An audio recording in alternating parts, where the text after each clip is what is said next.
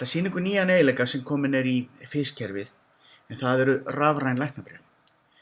Hér eru þau.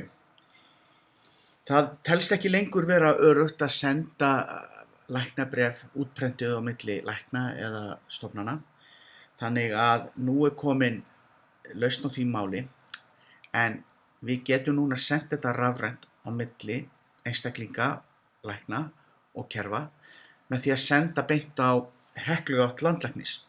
Það tölvukerfi sem miðlar þessum bréfum rafrænt á milli. Nú, við skulum bara vinda okkur í að búa til eitt rafrænt læknabréf og senda. Hér erum við með einstakling sem hér sjúklingur hjá okkur, sem bara Kolbeinn Reynisson, og einfaldlega með því að smella hér á hnappinn nýtt læknabréf, þá dettum við inn í læknabréfsforritið. Nú, bréfið fer í svokölluð drög, þar sem það í vinnslu. Við getum nýtt okkur þennan hnapp til þess að sækja upplýsingar úr kominu sem við vorum að koma úr, og síðan getum við haldið áfram að rita bréfið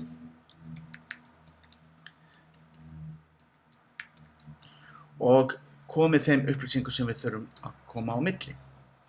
Nú, við getum sjálfkrafa tekið með okkur lyfi sem koma úr þessari komu, eins sjúkdómsgreiningar, þetta kemur automatist frá komunni, við getum tekið þetta út, eða við getum jafnvel bætt við öðrum upplýsingum. Hér lyf, við getum hér bætt við aðgerð, ef það á við. Við getum einnig sent skeyti á milli, upplýsingaskeyti sem viðhengi, eða jafnvel sent einhverjum einstaklingi afrit sem þarf að fá afrit af viðkomandi bréfi þá innan deildarinnar. En að lokum þá þurfum við að velja viðtakanda, og hér erum við með eftirlæti viðtakanda sem við erum að nota. Þetta hægt að stilla hérna með því að fara í tengiliði. Nú, við skulum velja bara hérna einhvern sem hjá FIS-lausnum.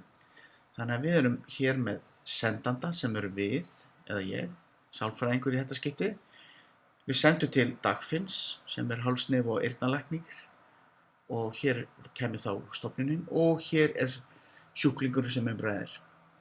Nú, það einfaldlega sem við þurfum að gera eftir þetta að senda.